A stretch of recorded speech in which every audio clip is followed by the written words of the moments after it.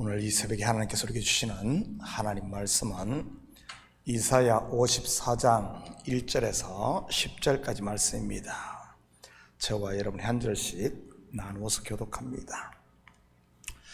잉태하지 못하며 출산하지 못한 너는 노래할지어다.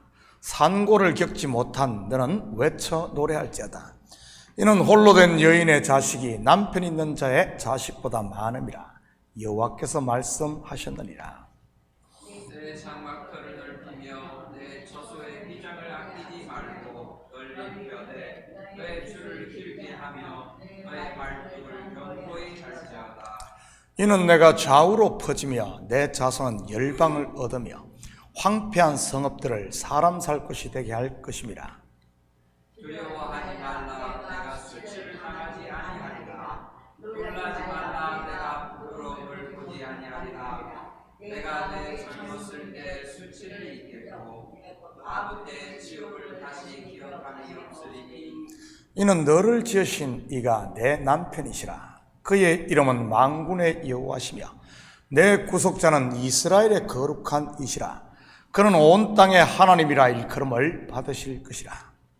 여호와께서 너를 부르시되 마치 버림을 받아 마음에 근심하는 아내 곧 어릴 때 아내가 되었다가 버림을 받은 자에게 강과 같이 하실 것이니라. 내 하나님께서 말씀하셨느니라. 내가 잠시 너를 버렸으나 큰 긍휼로 너를 모을 것이요 내가 넘치는 진노로 내 얼굴을 내게서 잠시 가렸으나 영원한 자비로 너를 긍휼히 여기리라. 내 구속자 여호와께서 말씀하셨느니라.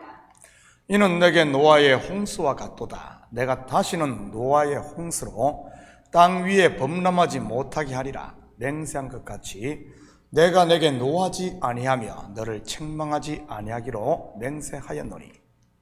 산들이 떠나며 언덕들은 옮겨질지라도 나의 자비는 내게서 떠나지 아니하며 나의 화평의 언약은 흔들리지 아니하리라. 너를 긍휼히 여기시는 여호와께서 말씀하셨느니라. 아멘. 좋은 아침입니다. 우리는 지난 새벽에 메시아 예수 그리스도께서 순환 받으실 것에 대한 예언의 말씀을 공부했습니다. 왜 예수님께서 그런 수치와 채찍 그리고 침뱉음을 당했습니까? 바로 저와 여러분의 죄값을 지불하기 위해서였습니다.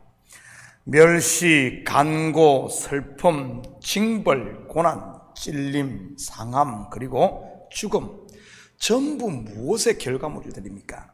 바로 죄의 결과물들입니다. 물론 이러한 것들은 죄인이었던 저와 여러분이 받았어야 할 것들이었고요. 그런데 예수님께서 대신 받은 것입니다. 저와 여러분을 살리기 위해서 말이지요.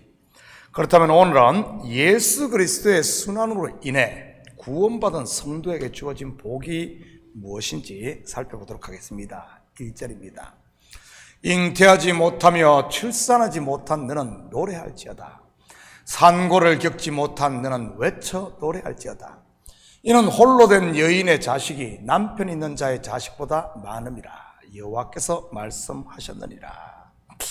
여러분, 성경에서 잉태하지 못한 대표적인 여인이 누구입니까? 아브라함의 아내 사라입니다. 또요, 한나, 또 누가 있죠? 제사장 사가랴의 아내 엘리사벳. 그런데 결국 이들이 어떻게 됩니까?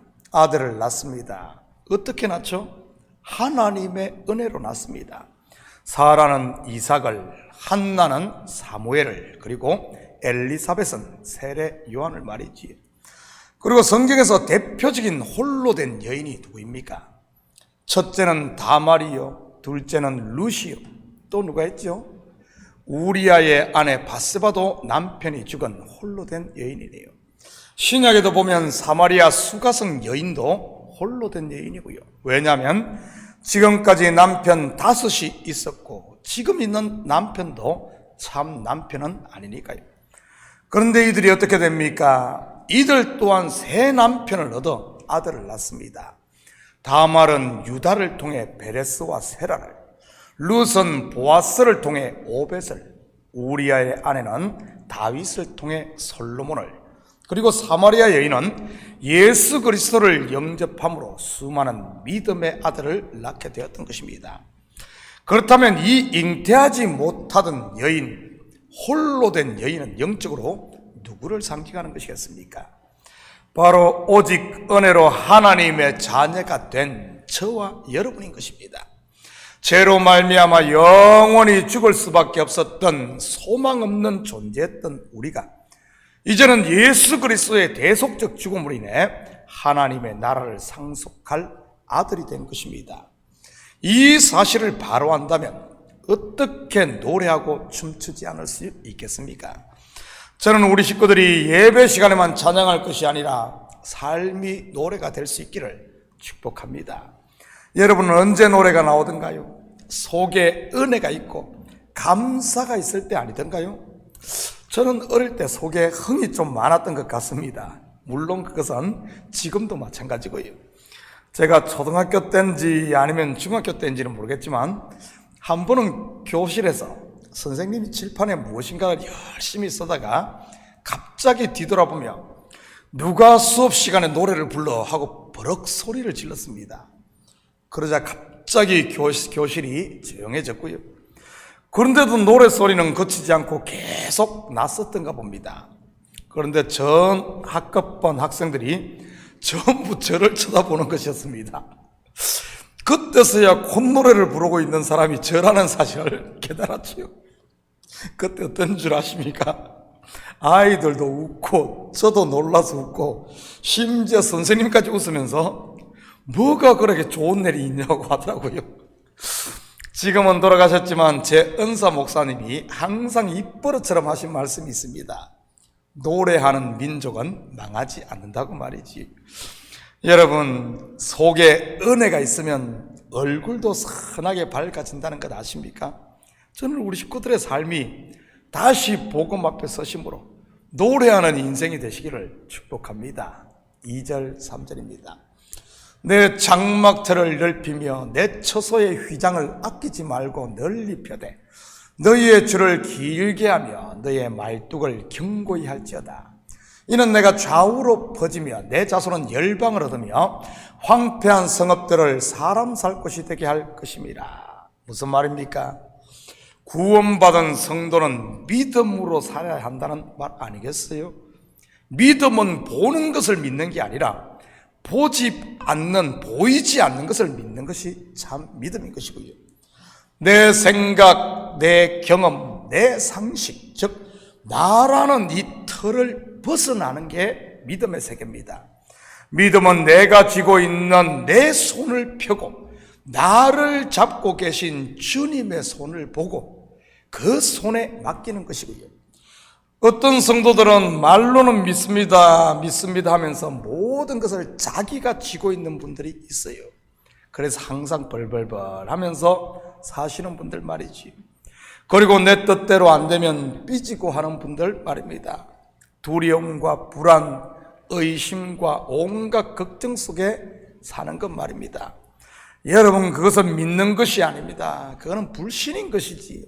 하나님이 살아계심을 믿는다면 왜 그러고 살겠습니까?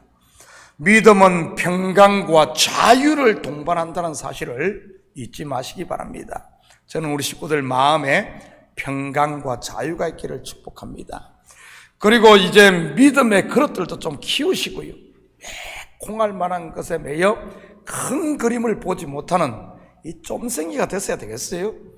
주로 사업에 성공하시는 분들을 보면 이 큰 그림을 볼 줄 아시는 분들이 많습니다. 세상 말로 하면 좀 배짱이 있는 분들 말이지. 저는 믿음에도 이런 배짱이 있어야 한다고 생각을 합니다. 입을 크게 벌리는 걸 말입니다.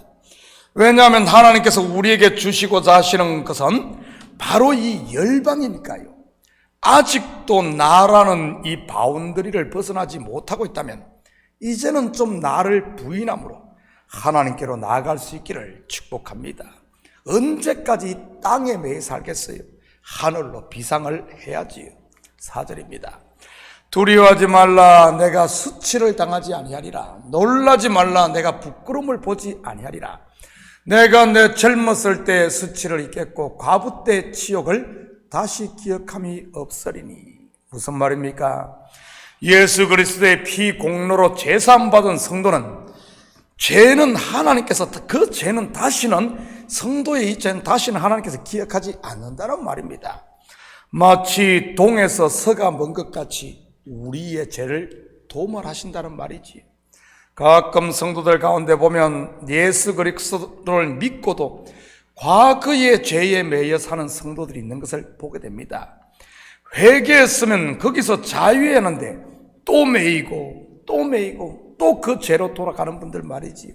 왜 그렇겠습니까? 제대로 회개를 안 해서 그런 것일까요? 회개를 하기는 했는데 50%만 해서 그럴까요? 아닙니다. 대부분 그런 분들을 보면 하나님의 말씀 곧 언약을 붙드는 것이 아니라 자기 감정에 매여 신앙생활을 하기 때문인 것입니다.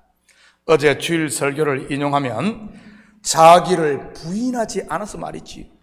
그러니 감정이 좋으면 제사함 받아 깨끗한 것 같고 감정이 좀 다운되면 그 죄가 여전히 있는 것 같은 것 말입니다. 혹시 그런 분이 계시다면 자기 자신에게 기초를 놓은 이런 감정신앙이 아닌 하나님의 말씀 위에 뿌리를 내리는 올바른 신앙을 할 수 있기를 축복합니다. 여러분, 너희의 수치, 너희의 부끄러움, 너희의 지옥, 이것을 한마디로 무엇이라고 합니까? 바로 죄인 것입니다. 그것을 다시 기억하지 않는다고 하네요. 이것이 하나님의 약속인 것이고요. 이 약속을 믿고 이제는 자유할 수 있기를 바랍니다. 9절입니다. 이는 내게 노아의 홍수와 같도다. 내가 다시는 노아의 홍수로 땅 위에 범람하지 못하게 하리라. 맹세한 것 같이 내가 내게 노하지 아니하며 너를 책망하지 아니하기로 맹세하였노니. 여러분, 노아 홍수 때 하나님께서 어떻게 하셨습니까? 범죄한 인생들로 인해 코로 호흡을 하는 생물들에게 심판을 하셨습니다. 그 후에는요, 방주에서 내린 노아와 7 식구에게 무지개 언약을 세우셨지요. 그 내용이 뭐죠? 다시는 물로 세상을 심판하지 않는다는 것이었습니다. 그처럼 하나님께서는 죄와 사망 가운데 있는 저와 여러분을 구원하신 후에는 같은 언약을 주신 것입니다. 다시는 버리지 않는다고 말이지. 그래서 한번 거듭난 성도는 끝까지 하나님께서 책임을 지시는 것이고요. 그 약속이 로마서 8장에 상세하게 나와 있지 않습니까? 한번 볼까요? 로마서 8장 33절에서 37절입니다. 누가 능히 하나님께서 택하신 자들을 고발하리요?